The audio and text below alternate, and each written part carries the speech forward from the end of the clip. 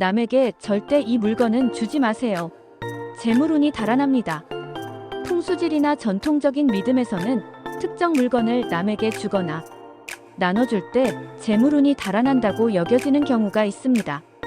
이러한 믿음은 문화와 지역에 따라 다를 수 있지만 일반적으로 다음과 같은 물건들이 있습니다. 첫 번째, 지갑. 지갑은 돈을 담아두는 물건으로 재물을 모으고 유지하는 상징적인 역할을 합니다.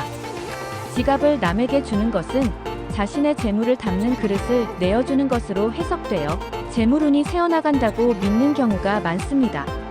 특히 빈 지갑을 선물하면 재물이 비어버린다는 의미를 내포한다고 여겨집니다. 만약 지갑을 선물해야 한다면 안에 동전 몇 개나 작은 지폐를 넣어주는 것이 좋습니다.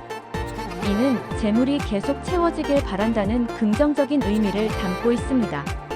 두 번째, 돈. 돈은 재물운 자체를 상징합니다. 현금을 직접적으로 다른 사람에게 주는 것은 자신의 재물운을 나눠주거나 포기하는 것으로 여겨질 수 있습니다.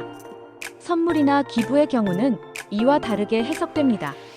풍요와 행복을 나눈다는 긍정적인 의미를 가지며 특히 기부는 오히려 재물운을 더 늘릴 수 있다는 믿음도 있습니다.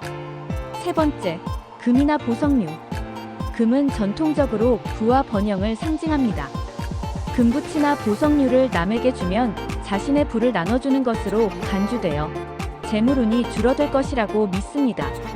결혼식이나 특별한 행사에서 금이나 보석을 선물할 경우 이는 예외로 간주됩니다. 단, 개인적인 재산에서 물려주는 것이라면 자신의 재물운에도 영향을 미칠 수 있다는 속설이 있습니다. 네 번째, 열쇠.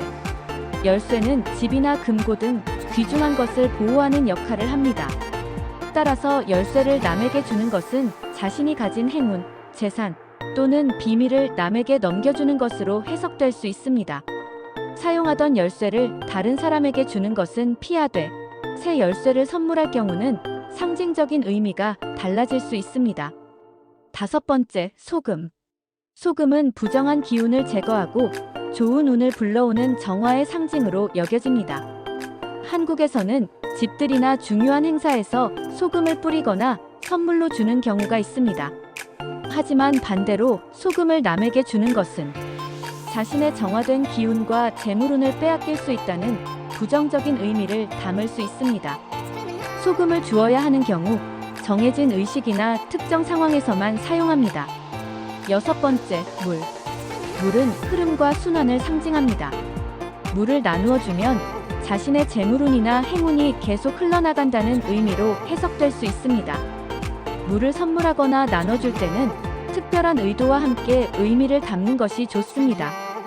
예를 들어 샘물이나 성수를 특별한 목적으로 주는 경우는 예외입니다. 일곱 번째, 신발. 신발은 사람이 서 있는 위치와 관련된 물건으로 재물운과 직접 연결된다고 여겨집니다. 신발을 남에게 주면 상대방이 자신의 기반과 재물운을 가져간다는 속설이 있습니다. 한국에서는 신발을 선물하면 그 사람이 떠난다는 속설이 있어 연인이나 가까운 사람에게 신발을 선물하는 것을 꺼리는 경우가 많습니다. 여덟 번째, 반지. 반지는 개인적인 약속과 소유권을 상징합니다. 소유한 반지를 남에게 주면 자신의 운이 상대방에게 넘어간다고 여겨질 수 있습니다. 특히 사용하던 반지는 더욱 그러합니다. 반면에 새로운 반지를 선물하는 것은 긍정적으로 해석될 수 있습니다. 위에 나열된 물건들은 모두 특정한 상징성을 가지고 있으며 이를 주고받을 때의 의미가 중요하게 여겨지는 경우가 많습니다. 현대 사회에서는 이러한 믿음을 단순한 전통적 관습으로 여기기도 하지만 여전히 존중받는 신념 체계입니다. 참고하여 재물운을 잘 유지하는 습관을 가져보세요. 시청해주셔서 감사합니다. 영상이 유익했다면 구독과 좋아요 부탁드립니다.